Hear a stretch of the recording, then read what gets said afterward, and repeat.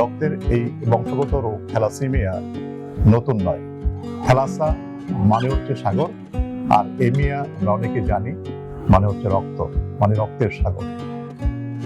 শতকরা 10 ভাগের উপরে মানুষ এই রোগের বাহক অথবা রোগী হিসাবে বাংলাদেশে রয়েছে।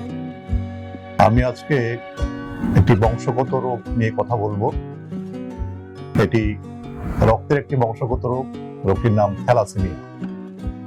সম্প্রতি রাষ্ট্র থেকে এই রোগীদের ডাটাবেজ এবং রোগীদের মধ্যে সচেতনতার উদ্যোগ নেওয়া হয়েছে। প্রকৃতপক্ষে রক্তের এই বংশগত রোগ থ্যালাসেমিয়া নতুন নয়। আজকে থেকে প্রায় 100 বছর পূর্বে 1925 সালে ভূমধ্যসাগরীয় অঞ্চলের যে দেশসমূহ, সেই দেশসমূহে এই প্রথম রোগটি ধরা পড়ে।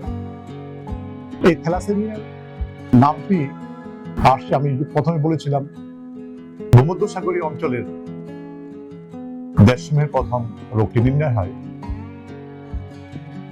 সেখান থেকে নামকরণ। থ্যালাসা মানে হচ্ছে সাগর, আর এমিয়া আমরা অনেকে জানি মানে হচ্ছে রক্ত, মানে রক্তের সাগর। এই রোগটি বাংলাদেশেও প্রকটভাবে অবস্থিত আছে। শতকরা 10 ভাগের উপরে মানুষ এই রোগের বাহক অথবা রোগী হিসাবে বাংলাদেশে রয়েছে। আমরা জানি রক্তের 3টি কণিকা রয়েছে: লোহিত রক্তকণিকা, শ্বেত রক্তকণিকা এবং অনুচর কণিকা। লোহিত রক্তকণিকার প্রধান কাজ, এই লোহিত রক্তকণিকায় যে হিমোগ্লোবিনটি আছে, সেই হিমোগ্লোবিন ফুসফুসের যে অক্সিজেন আছে, সেই ফুসফুস থেকে অক্সিজেন রক্তের এই হিমোগ্লোবিনের সাথে সংশ্লেষ ঘটে এবং লোহিত রক্তকণিকা সারা শরীরের 30 ট্রিলিয়ন কোষের মধ্যে এই অক্সিজেন পৌঁছে দেয়। এই হিমোগ্লোবিনটি 23 জোড়া ক্রোমোজোম এর মাধ্যমে গঠিত। এর 11 এবং 16 নাম্বার যে চেইন দুটি আছে, সেই জোড়ায় যদি কোনো জিনের সংশ্লেষে ব্যত্যয় ঘটে, তাহলে প্রকৃতভাবে হিমোগ্লোবিনটি গঠিত হতে পারে না, বিকৃত হিমোগ্লোবিন সৃষ্টি হয়। ফলে লোহিত রক্তকণিকার হিমোগ্লোবিনের মাধ্যমে যে অক্সিজেন বহন করার কথা ছিল, সেটি হ্রাস পায়। ফলে সারা শরীরে অক্সিজেনের স্বল্পতা ঘটে। লোহিত রক্তকণিকায় যখন অক্সিজেন ক্যারিং ক্যাপাসিটি বা অক্সিজেন বহন করার যে ক্ষমতা, সে ক্ষমতা কমে যায়, তখন রোগটির নাম হচ্ছে থ্যালাসেমিয়া। এই রোগটি কেন হয়? মানে বাবা মায়ের দেহে যদি এই রোগটি বাহক অথবা বাবা মা যদি রোগী হিসাবে আবির্ভূত হয়, তাহলে সন্তানের মধ্যে সেই রোগটি বিস্তার ঘটে। এখন এটি কেন ঘটে? পিতামাতা বাহক বা রোগী দুই ধরনের হতে পারে।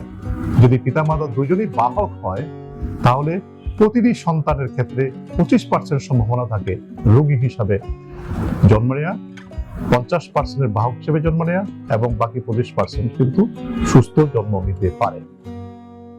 একজন বাবা বা মায়ের মধ্যে যদি যে কেউ একজন অসুস্থ হয়, একজন বাহক হয়, তাহলে প্রতিটি সন্তানের 50% সম্ভাবনা থাকবে রোগী হিসেবে জন্ম নেয়া, এবং বাকি 50% কিন্তু অসুস্থ বাহক হিসেবে জন্ম নিতে পারে।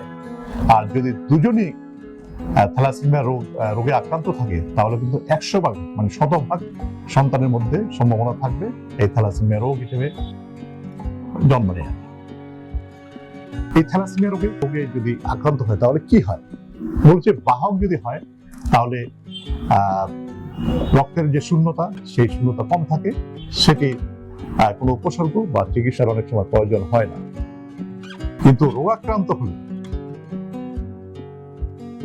শরীরের যে রক্ত শূন্যতা, সেটি প্রকটভাবে দেখা যায়।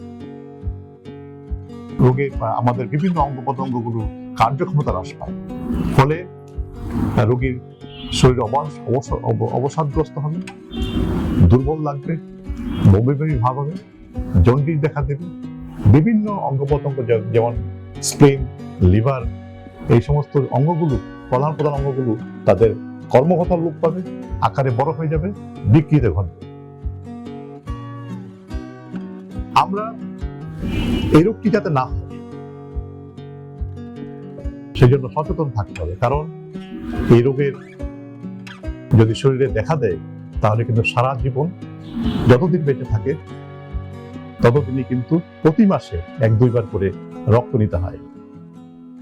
ফলে রক্তের আমাদের যে পাকস্থলী বা অন্ত্র আছে সেই অন্ত্রে কিন্তু রক্তের আয়রনের অ্যাবজর্পশন বেড়ে যায় এবং বিভিন্ন অঙ্গ প্রত্যঙ্গে এই আয়রনের আধিক্য দেখা দেয়। সুতরাং এই রোগটির বিষয়ে আমাদের জনসচেতনতা প্রয়োজন। আমি বলেছি ভূমধ্যসাগরীয় অঞ্চল, মধ্যপ্রাচ্য এবং দক্ষিণ আমেরিকার অনেক দেশে এই রোগ প্রতিরোধ মানুষের মধ্যে এই রোগটি আছে কিনা সেটি স্ক্রিনিং এর ব্যবস্থা করা হচ্ছে, এবং বিয়ের পূর্বে বা পাত্র পাত্রীর মধ্যে এই রোগ আছে কিনা সেটার জন্য স্ক্রিনিং এর ব্যবস্থা আছে।